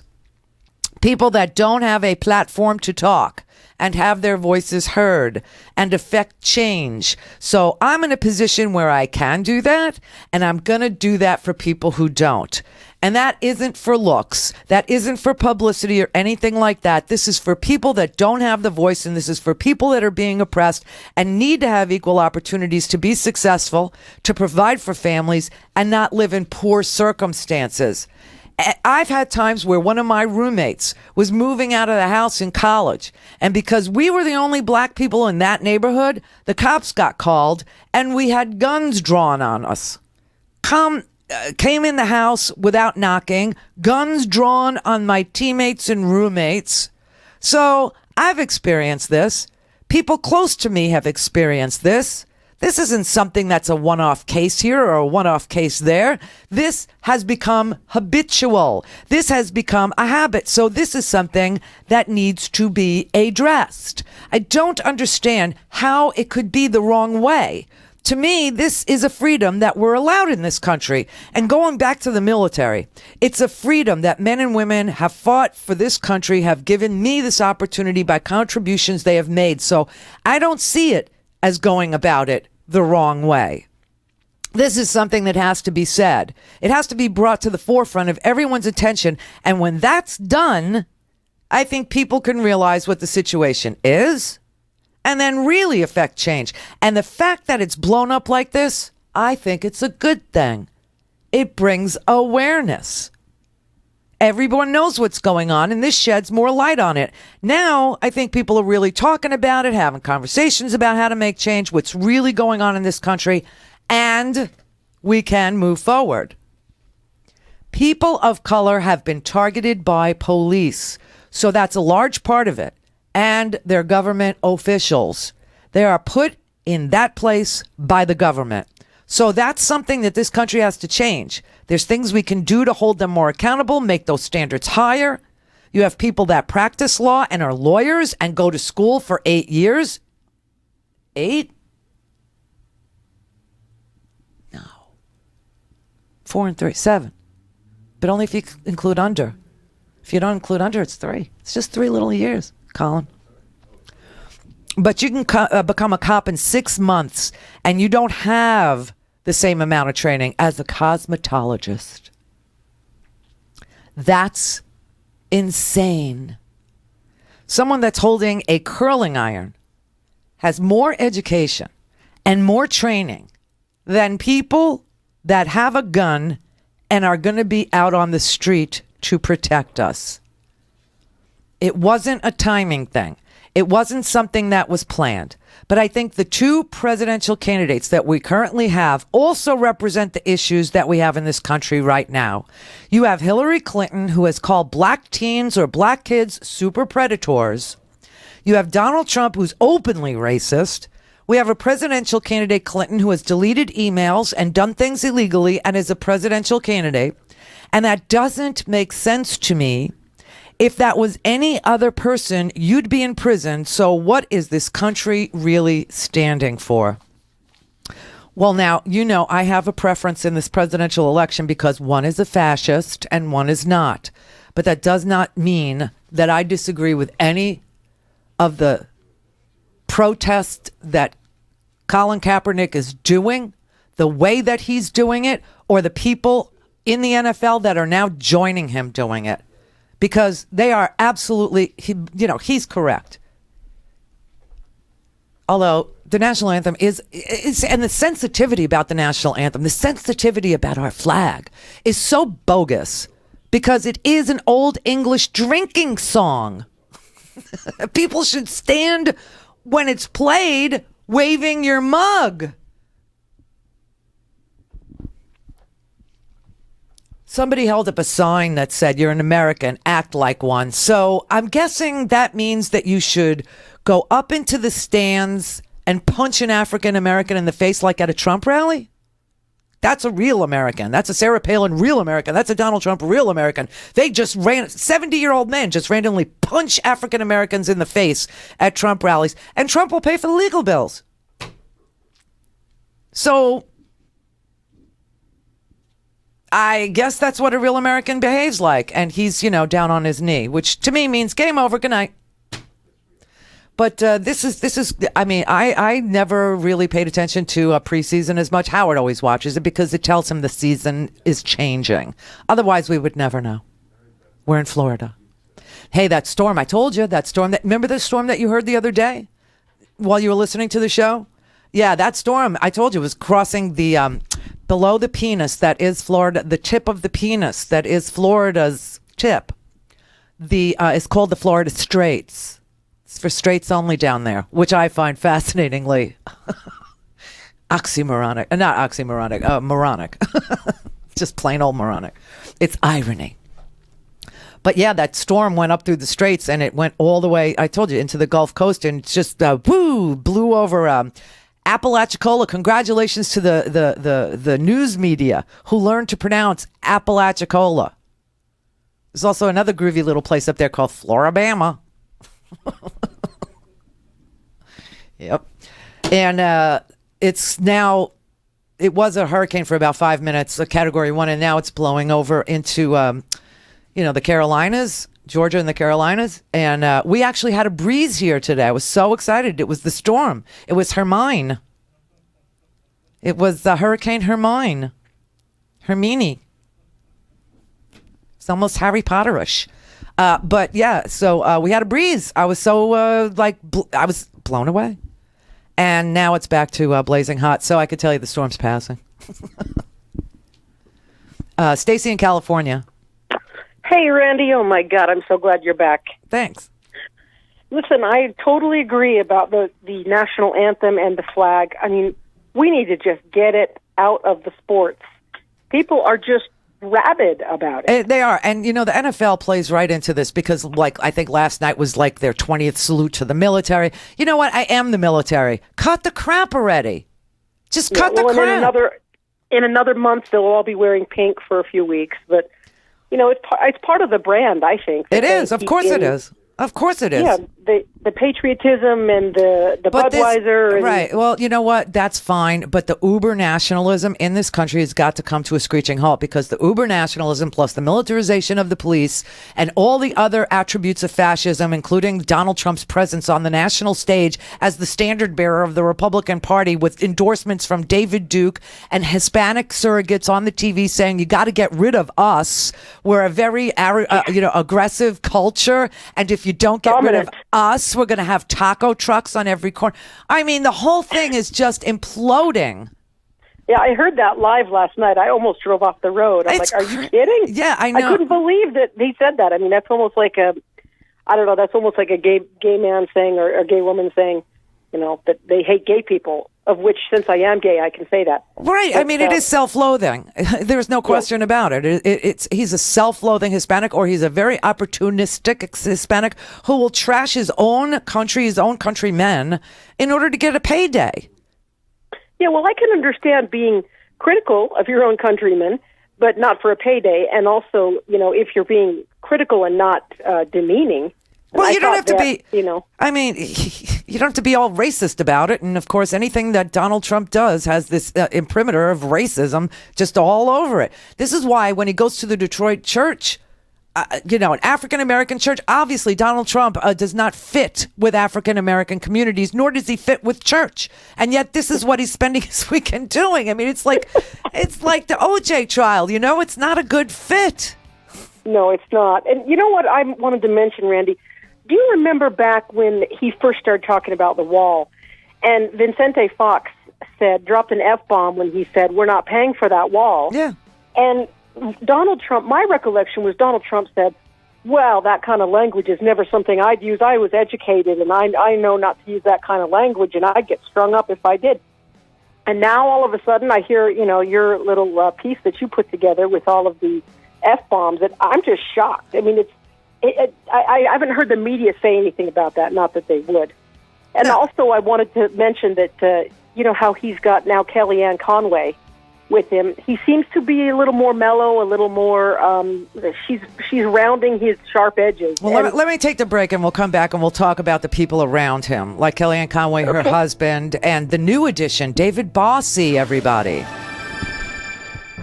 Call in, connect. To speak to Randy, call 561-270-3844. 561-270-3844.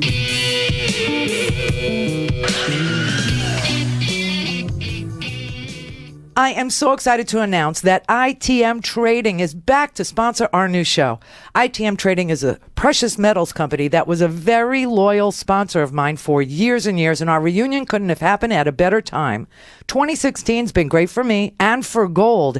Did you know that gold outperformed the Dow this year by over 3 times? Since January, the Dow Jones is up 8% and gold is up over 26%.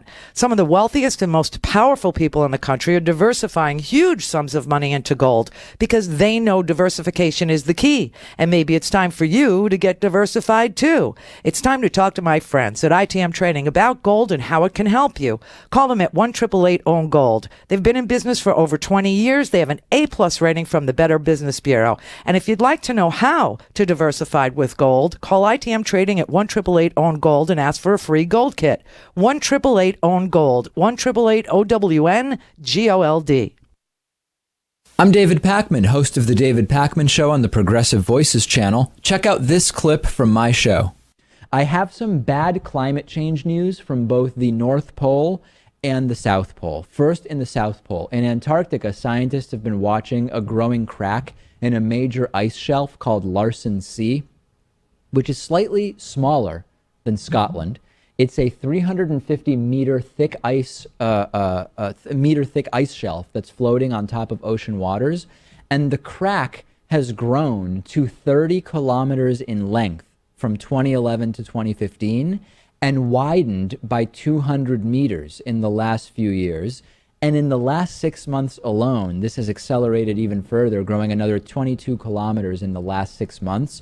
It may only be a matter of time before we see the loss of a huge chunk of Larsen C. This would be a historic event. This would drastically impact the oceans. It would not be good. It would be yet another sign of the very quickly, drastically negative effects of climate change. The amount of ice that could be lost would be around 6,000 square kilometers. Now, that's the South Pole. In the North Pole, things are not really any better. Scientist Peter Wadhams believes that the summer ice cover at the North Pole is about to disappear, triggering even more warming of our planet. He also adds that most people expect that this year we will see a record low in the summer ice cover. This has huge potential impact, and it impacts the entire planet. One issue is what's called albedo feedback. Sea ice reflects a lot of solar radiation back into space. Water reflects very little. Ice reflects about 50% of solar radiation, water only 10%. So you might say, okay, yeah, well, but ice up in the North Pole, I don't really care. That's not going to affect me. Well, not only are we talking about sea level rise due to melting ice, but we're also talking about significantly more solar radiation actually staying here on our planet. And whenever we talk about melting sea ice, Jason, there are the climate deniers who say, David, people have been scaring us about the no sea ice in the North Pole during the summer for 10 or 15 or 20 years, and we still have some every summer. We have less every summer, and there's no indication that that trend is changing. So for me, when someone says, but that's been predicted for a long time and it hasn't yet happened, well, we're getting closer every single summer. Are you suggesting we wait until there is no sea ice whatsoever before we take action? It seems insanely short-sighted. Yeah, all these climate deniers are just, ostriches keeping their head in the sand and pretending nothing's going to happen. One thing I like to look at, or I have looked at in the past, there's a story about Mont Blanc in France and these glaciers there. And you can see, I think it was the 80s, the 90s, the zeros, then the teens. And it's not even there anymore. And, just 30 years ago, it's this massive glacier with huge rivers. And now it's almost drought status there. Yeah. And, as an individual, bringing your own grocery bags to the store and biking to work, that's fine, right? But and to the extent that it makes someone feel like they're doing their part, I support that. And if everybody did that, that actually could make a difference. But we're talking about a planet with billions and billions of people here, and we need major, major change. I'm not laughing off people who bring their own grocery bags to the supermarket. I do it myself. But what I'm talking about is that we really need way more of a sense of urgency here. You've been listening to part of the David Pakman Show on the Progressive Voices channel. For full audio and video podcasts, interviews, and more, go to davidpakman.com and check out our YouTube channel at youtube.com/The David Pakman Show. For a commercial-free, on-demand, whenever, wherever listening experience, visit randyrhodes.com for your personal premium podcast today. All right, here's a little clip of Kellyanne Conway. But I'll tell you, if physical fitness, if we were physiologically, not mentally, emotionally, professionally equal to men, if we were physiologically as strong as men, rape would not exist. You would be able to defend yourself and fight him off. Really? Really, Kellyanne? Yes, Kellyanne Conway in 2013 was giving advice to candidates who were saying things like, rape was sometimes allowed and sometimes women wanted to be raped. She was giving advice to her candidates saying, could you please stop talking about rape? And then in 2013, she went on the TV and they were discussing women in the military. Hello? Hi there, Kellyanne. She was talking about women in the military and that if we were as physically fit as men, then we wouldn't get raped. And that was her evidence that women couldn't be in combat because we're not as physically fit as men because we get raped. This is the genius behind Donald. But I'll tell you, if physical fitness, if we were physiologically, not mentally, emotionally, professionally equal to men, if we were physiologically as strong as men, rape would not exist. You would be able to defend yourself and fight him off. Let's see. How do you fight off somebody when they've drugged you?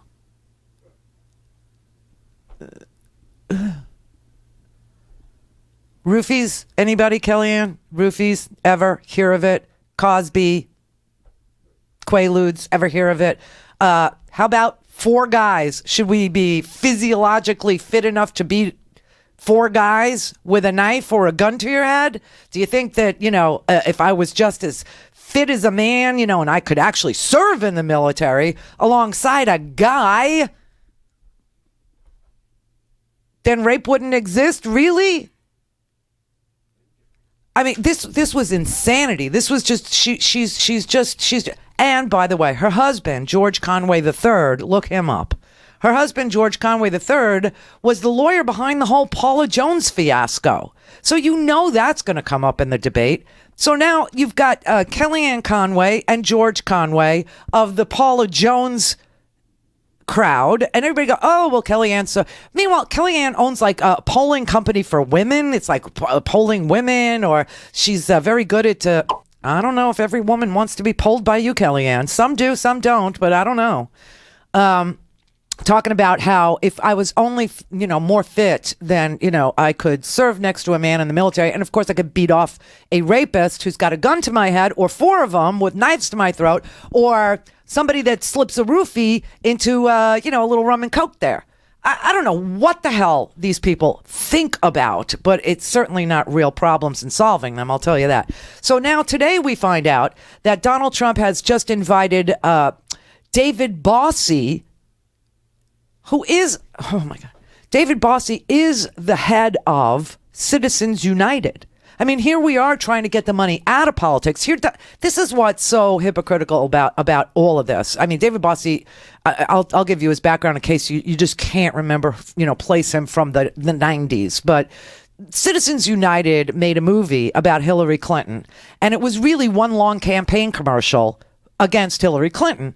And that was the case, Citizens United. And it was called Citizens United because David Bossy's group is Citizens United. And when the Supreme Court heard it, they said, whatever. And that meant it didn't matter how close you were to an election, or it didn't matter where you showed your commercial. It didn't matter how much money or whose money it was, or whether they disclosed or didn't disclose. It doesn't matter. Oh, the floodgates are open. Now here, everybody in this country that knows about Citizens United is trying to overturn Citizens United, because now we see it takes $1 billion. $1 billion. That's so obscene. To elect ourselves a president. It actually takes $2 billion, one for each candidate in our two-party system. So anyway, that's who David Bossy has been recently. Now, what's really incredible is David Bossy has just been made a deputy campaign manager alongside the CEO, Steve Bannon from Breitbart, which is the alt-right's, touchstone. That is their Rosetta Stone. That is their, translator for all things white supremacist, for all things neo-Nazi, for all things white nationalist. It's Breitbart and Bannon. And Bannon, of course, is the CEO of the Trump campaign. And now Bossy is the deputy campaign manager. And Kellyanne Conway, who thinks, if I was just, able to do the hand-over-hand monkey bars 10 times, I would never get raped. Even if the guy drugged me or stuck a gun to my head, or there were 10 of them and one of me, right? This is the genius that's running the Trump campaign. Well, here's who Bossy is now, okay? Bossy, in 1998, he was forced to resign as the top investigator on the House Government and Reform Committee because he was releasing edited transcripts of interviews that he had done in an official capacity for the government of people like Webb Hubbell in prison. And he was editing those tapes to make it sound like Webb Hubbell admitted to doing Clinton crimes. See, Bossy is one of these Clinton hunters, just like the American Spectator was the Clinton hunter. David Brock of Media Matters was a Clinton hunter. He was a Clinton hitman. And now he's come to the other side. He's now on the Democratic side with Media Matters. But I've tweeted him and I told him, once a hitman, always a hitman. And that's who he is. And that's who he'll always be.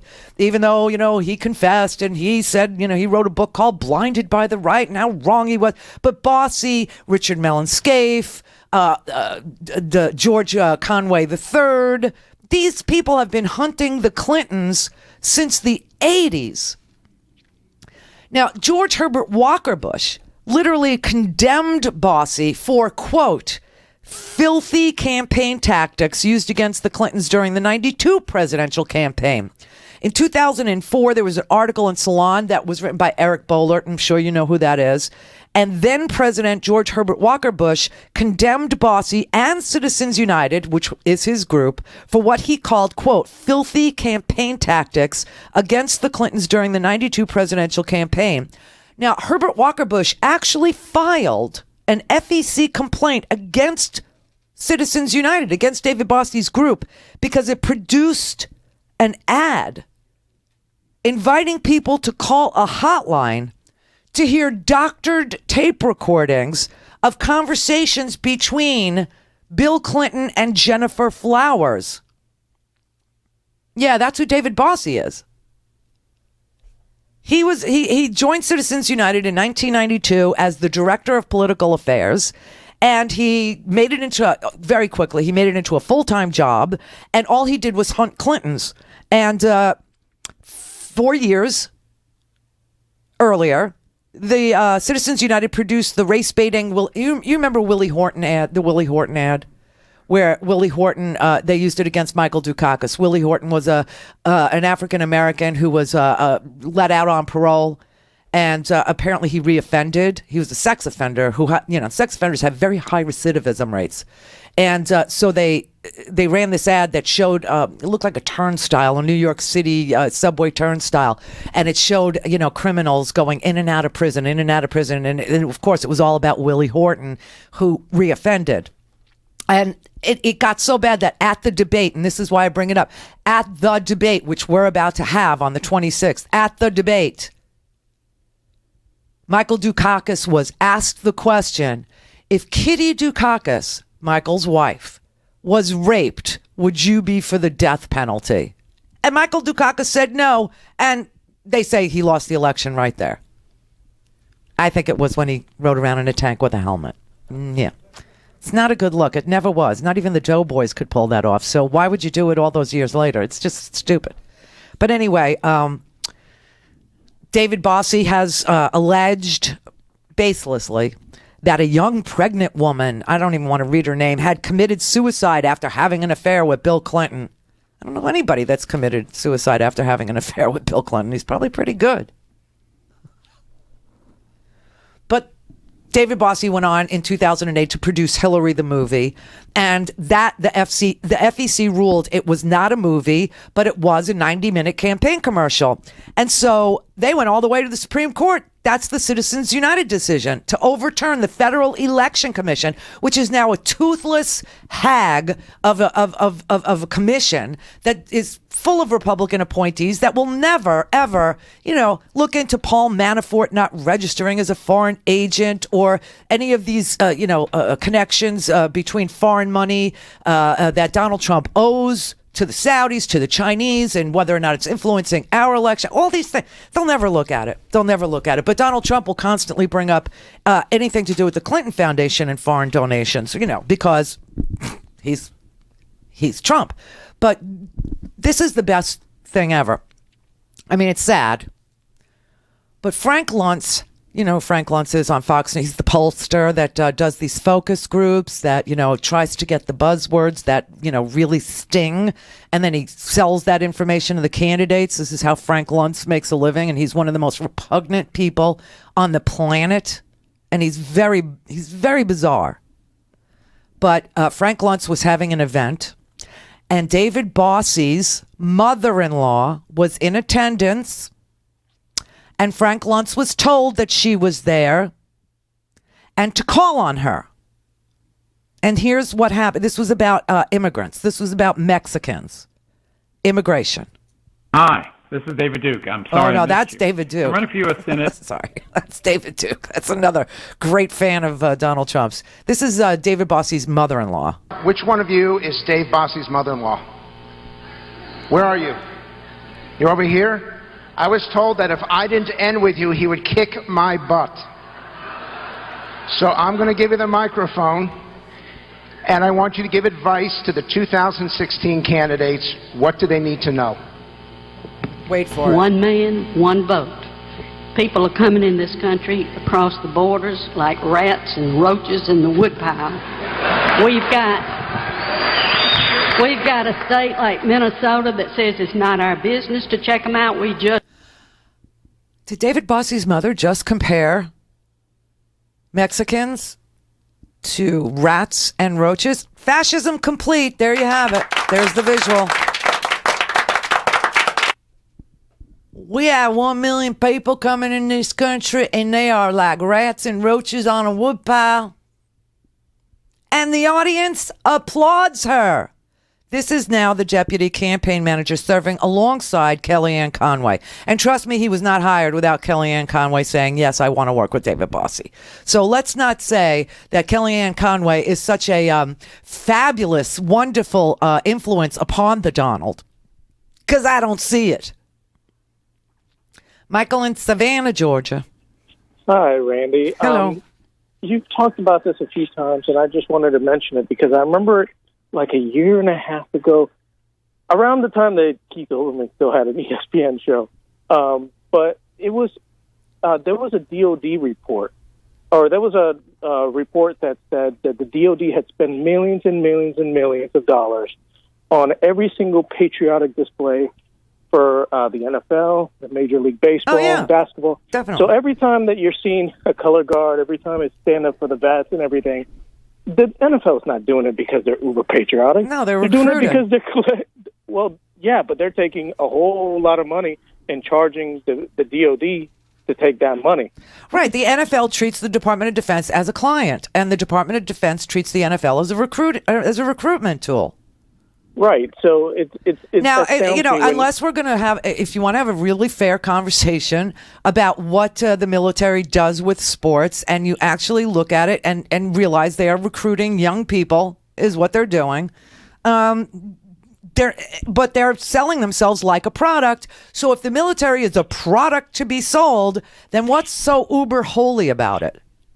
Right. And, I'm a vet, and I saw the whole thing with Kaepernick as him exercising his rights. Those are the rights that I serve to protect. It's more than him just exercising his right. It's his life experience has led him to a place where he wants to speak up for people who can't, people of color who can't, people of color who hear, campaign managers in a presidential campaign compare brown people to rats and roaches. Okay? Right. He wants to stand up to police brutality. He wants to stand up to there is no equal justice under law. We all know that. I mean, you can poison the entire city of Detroit with Flint, with lead. You can poison the entire city of East Chicago with lead in the soil and not go to jail. But if you had 15 pills in your pocket that you were going to sell in Indiana, you could get, I swear there's an article here today, you get 12 years in prison. 12 years. It's the hypocrisy of all the people who are commenting about this. 90% of them, by the way, never served a day in their life. And No, I've had I know. to encounter this. I've had to encounter the guy who told me that the military is like 90% Republican and they would uprise against Obama. And then I basically got him to be quiet when I asked him, well, tell me about your extensive military service, 300-pound guy. And at that point, he stopped. Well, the military doesn't pay attention to politics. They really don't.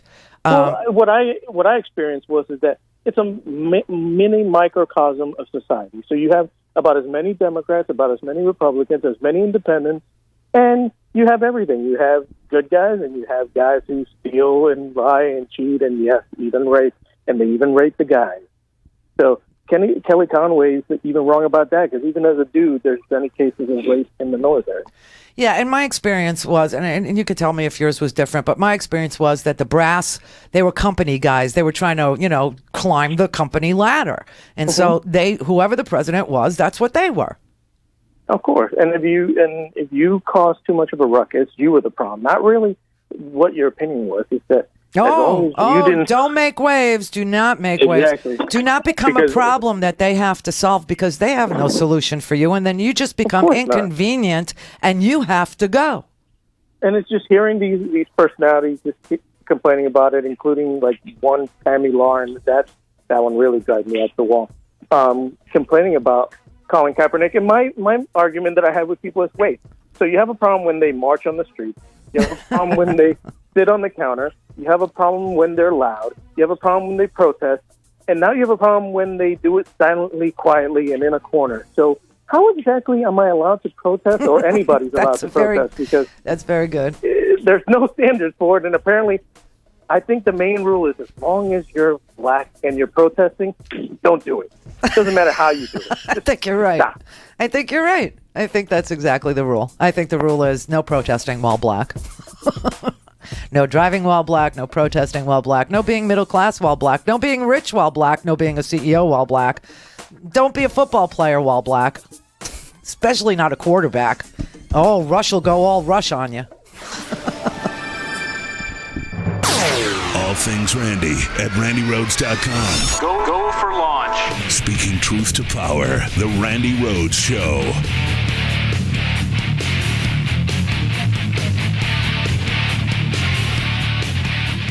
Hello, Progressive Voices tune-in listeners. I'm Casey Hobbs. And I'm Shane Mason, and we're the hosts of Nurse Talk Radio. Here's what we're talking about this week.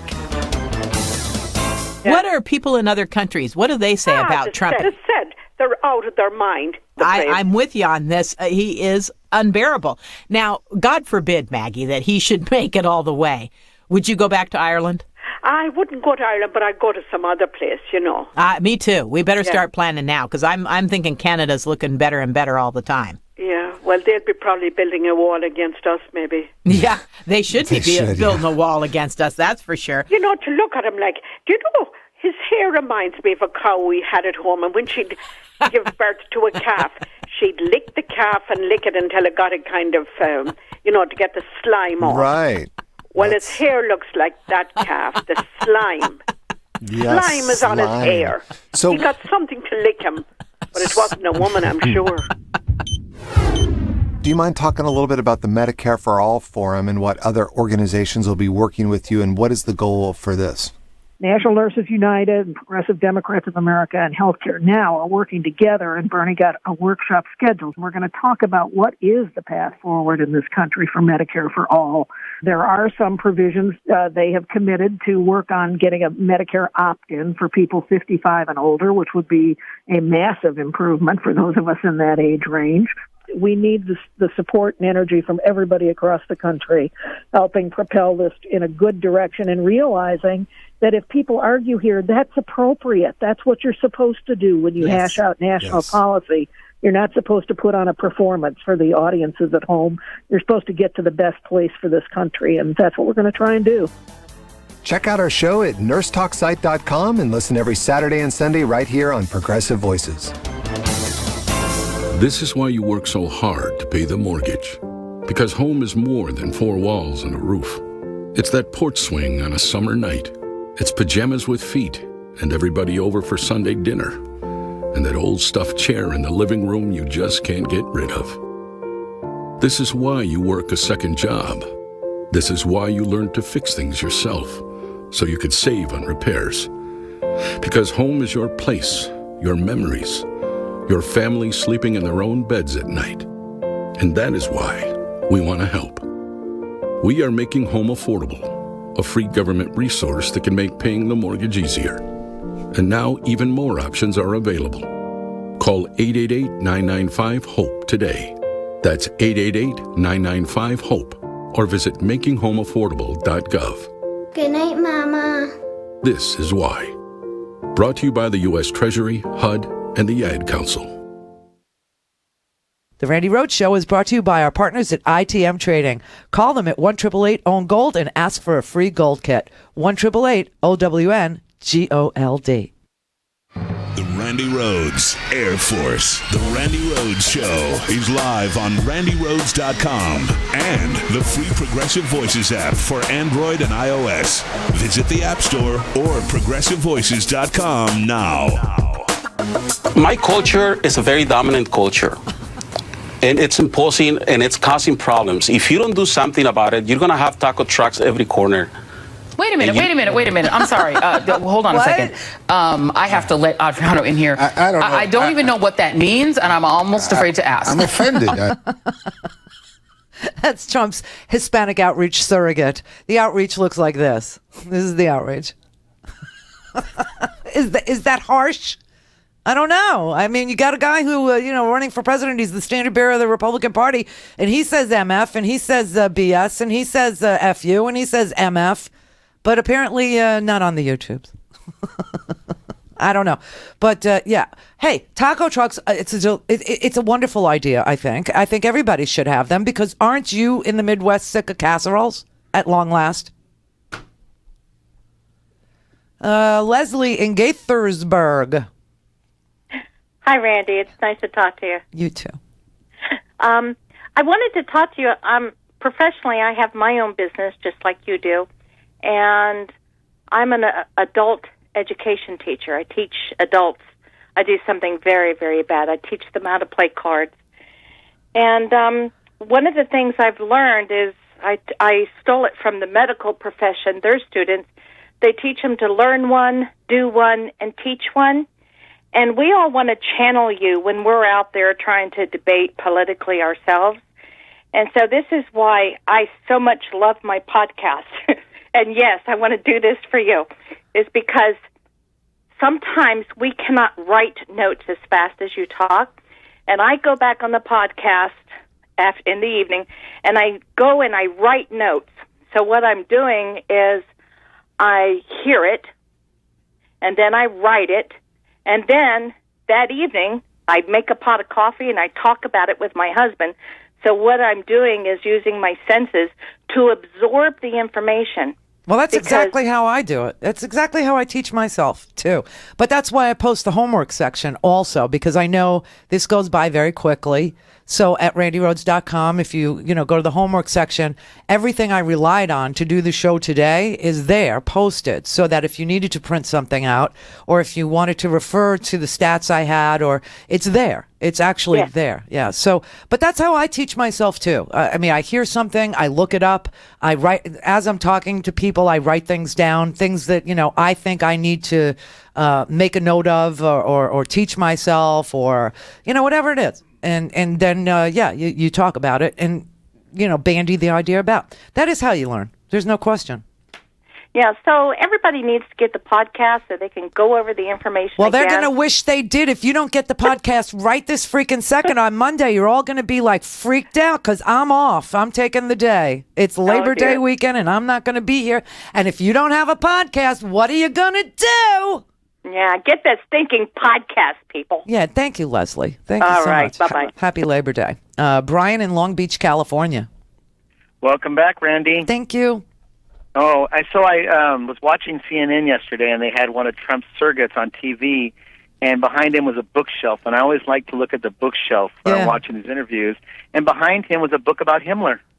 Oh, how perfect. How absolutely perfect. Yes. It's just, I don't know why Donald just doesn't make the swastika tie and, get it over with. And the cufflinks and the little lapel pin that was so omnipresent and ubiquitous when, you were running for president last time. Remember, everybody, if you didn't have a pin, there was something so emotionally wrong with your Americanism. You weren't connected to the country in the proper manner, only to find these pins were made in China. So are Trump's ties. Put the swastika on, call it a day.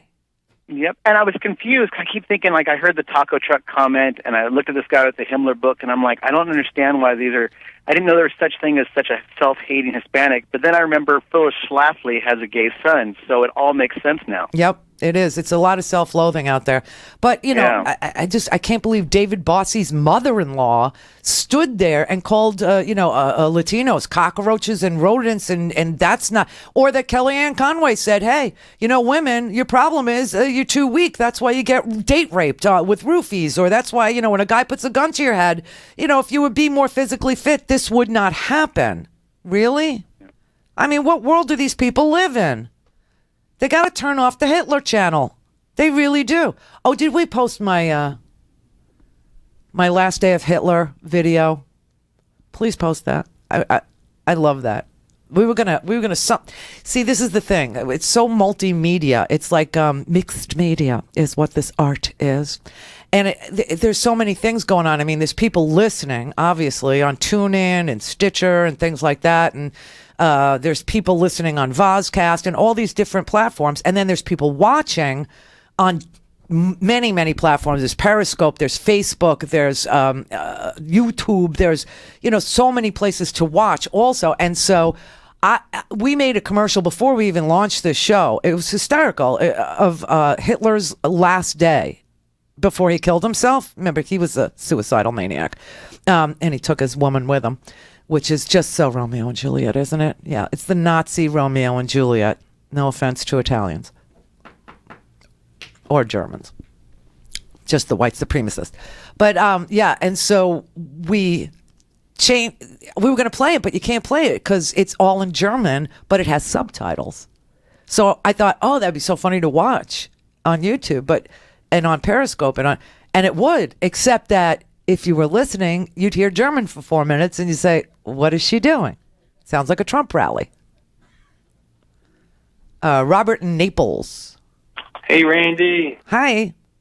You know, you're like mind porn. You're actually better than pornography. You actually stimulate the mind. That's good. Yes, I'm your cam girl. Hello. There you go. No, I don't have the cam, man. I'm more driving. So, I want to chime in on the taco wagon there. You know, they said the same thing about Italians and Chinese in the 1920s. That's what I was trying to show you, and I don't know how long you've been listening today, but that's what I was trying to show you. I played from The Godfather, Senator Geary talking about Italians, the same way that... Right. Right. I mean, it was the Irish, it was the Italians, it's still the Jews, and now it's Latinos, and it's always been African Americans. I mean, they have their groups that they always, instill fear about the other, that this is still our politics and it's the 21st century. Is such a shame. It's a crying shame. Okay, but in a weird way, maybe this guy's onto something, because if you look in every shopping plaza across America, in every state, you will find a pizzeria and a Chinese takeout. I kid you not. Well, maybe he's onto something, and that's a good thing. I'm looking forward to it. It's a delicious solution to a terrible problem. Yes, I agree with you. And it is. See, this is why I'm crazy about. I'm in love with. Sorry, Howard. Anthony Bourdain. He knows this, and Howard still loves me, knowing that I have a pining heart. But Anthony Bourdain seems to be very married. And I'm very, very much with Howard. I love you. Love you. Love you back. Love you back. But I do love Anthony Bourdain, because that show, it's almost like the Vanity Fair of TV shows in this way. Vanity Fair is such a wonderful mix of fashion and politics. Hustler was such a bizarre mix of religion and porn. And Anthony Bourdain is the fabulous melange of food and cultures that you would never ever get into. He goes to Iran, he goes to Russia, he goes to Chile, he goes to Ecuador, he goes to the only place I think he's not been is North Korea. And if they ever give him a visa and he says he's going, I'll kill myself, because he won't come back. Brother David. Oh, sister from another mister, what a week. Yay on Anthony Bourdain. I sit with Colin. I am recently relocating from Los Angeles, and there is a taco truck on every corner, and that's some really good eating for not a lot of money. Oh, my God. I don't understand. The Mexican food is insanely good, but so is all good food. That's the thing. Every culture. I have been all over the world. Of course you have. The only place that did not have fabulous food, I must say, is Russia. Unless you're into a little fitka, seriously, a little piece of like anchovy-ish fish, a little filka. It's called filka. Right. Oh, it's disgusting. If you go on my I don't know if it's on my Instagram or my Facebook page, but there are photos of what they do. They put 3 shots of vodka in front of you and a little piece of brown bread. It's brown bread. Yes. Yes, and on top of the brown bread is a filka. Is a little striped fish, and it's nasty.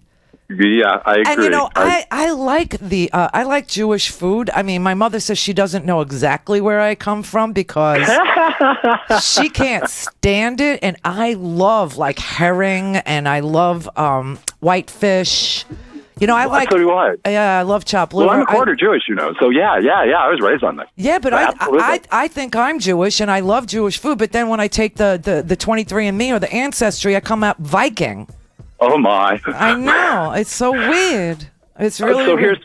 Here's a couple of things that I've been thinking about.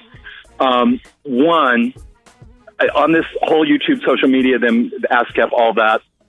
The more original programming you can do, the better. And anytime we can have the Howard and Randi reality show with you as the Bickersons meet the honeymooners, what can they do? And not just because she agreed with me on Florence Foster Jenkins, I'm totally with Captain Larry on Loretta doing movie reviews. I think that is the most brilliant notion I've heard in I don't know how long. I think she wigged out. I think she got scared. I think she did. But we'll check in with her on Monday is what we'll do and see if she's seen any movies. Anyway, happy Labor Day, everybody. Buy a stinking podcast and then listen on Monday to it.